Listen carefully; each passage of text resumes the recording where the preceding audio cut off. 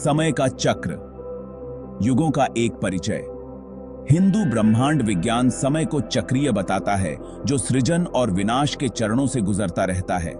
4 युग होते हैं: सतयुग, त्रेता युग, द्वापर युग और कलयुग। प्रत्येक युग में अद्वितीय विशेषताएं और सामाजिक संरचनाएं होती हैं। युग मानव विकास और चेतना में अलग अलग अवधियों को चिह्नित करते हैं। समय का यह पहिया एक दिव्य व्यवस्था का पालन करता है, जो सृजन और विघटन के ब्रह्मांडीय नृत्य को दर्शाता है। युग केवल समय की इकाइयां नहीं हैं, बल्कि मानव जाति के आध्यात्मिक और नैतिक विकास का प्रतिनिधित्व करते हैं।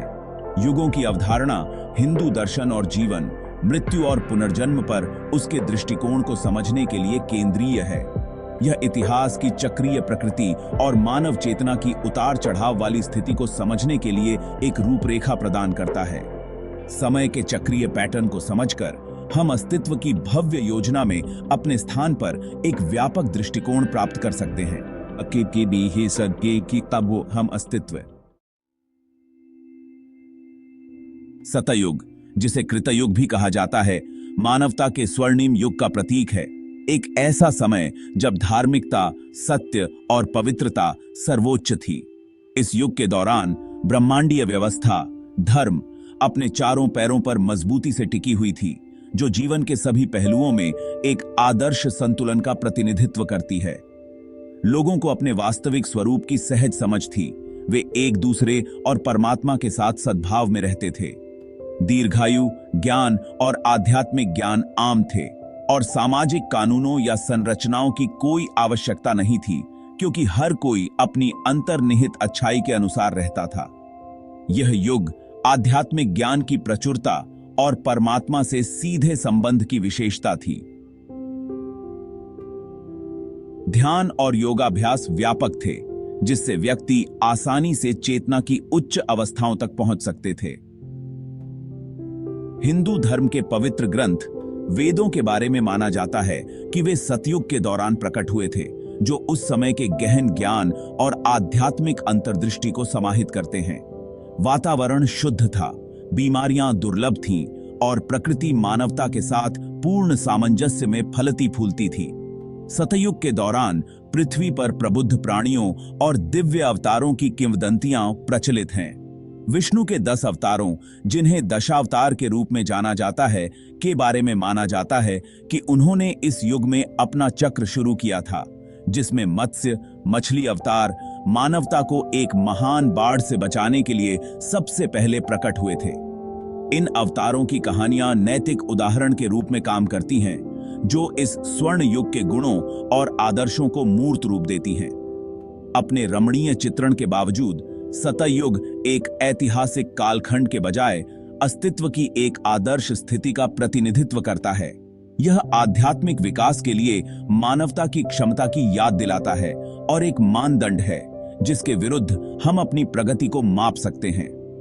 हालांकि हम अपने वर्तमान युग में सतयुग के पूर्ण सामंजस्य का अनुभव नहीं कर सकते हैं, लेकिन इसकी विशेषताओं को समझने से हमें अपने जीवन में अधिक धार्मिकता, सच्चाई और आध्यात्मिक जागरूकता पैदा करने की प्रेरणा मिल सकती है। जैसे जैसे समय का पहिया घूमता गया, मानवता त्रेता युग में प्रवेश कर गई, जो चक्र का दूसरा युग था। इस युग में धर्म में थोड़ी गिरावट देखने को मिली, जो अब 4 के बजाय 3 पैरों पर खड़ी ब्रह्मांडीय व्यवस्था का प्रतीक है। जबकि धार्मिकता और सच्चाई प्रचलित रही, इच्छा और द्वैत के बीज मानव चेतना के भीतर उगने लगे। आध्यात्मिक संतुलन बनाए रखने और परमात्मा को प्रसन्न करने के साधन के रूप में बलिदान और अनुष्ठान अत्यधिक महत्वपूर्ण हो गए। त्रेता युग को अक्सर 3 पवित्र अग्नि के युग के रूप में जाना जाता है, जो यज्ञ, ज्ञान और धार्मिक कार्यों की अग्नि का प्रतिनिधित्व करता है। ये अग्नियां उस दुनिया में आध्यात्मिक प्रगति बनाए रखने और धर्म को बनाए रखने के लिए आवश्यक प्रयासों का प्रतीक हैं, जहां विकर्षण और प्रलोभन बढ़ रहे थे। इस युग के दौरान राजाओं की अवधारणा का उदय हुआ। धर्मी शासकों ने न्याय को कायम रखा और अपने लोगों की रक्षा की। इस युग में महान राजाओं और ऋषियों का उदय हुआ, जिन्होंने त्रेता युग के गुणों का उदाहरण दिया। सबसे प्रिय हिंदू धर्म ग्रंथों में से एक महाकाव्य रामायण इसी उमानदे उकी में ही युग में रची गई है। यह ई पमदे अम्बिजाम के ये विष्णु के 7वें अवतार भगवान राम और विपत्ति का सामना करने पर भी धर्म के प्रति उनकी अटूट निष्ठा की कहानी बताती है। राम का जीवन धार्मिकता, साहस और कर्तव्य के प्रति समर्पण के एक कालातीत उदाहरण के रूप में कार्य करता है, जो पीढ़ियों को उच्च आदर्शों के लिए प्रयास करने के लिए प्रेरित करता है। त्रेता युग मानव विकास में एक महत्वपूर्ण मोड़ का प्रतीक है, जहां द्वैत और प्रलोभन की चुनौतियां सामने आने लगीं। इस युग की कहानियां और शिक्षाएं इच्छा और मोह से प्रभावित दुनिया की जटिलताओं को नेविगेट करने में अनुशासन, आत्मनियंत्रण और धार्मिकता के प्रति अटूट प्रतिबद्धता के महत्व पर जोर देती हैं। यह एक अनुस्मारक है कि आध्यात्मिक संतुलन बनाए रखने के लिए सचेत प्रयास और धर्म को बनाए रखने के लिए दृढ़ प्रतिबद्धता की आवश्यकता होती है।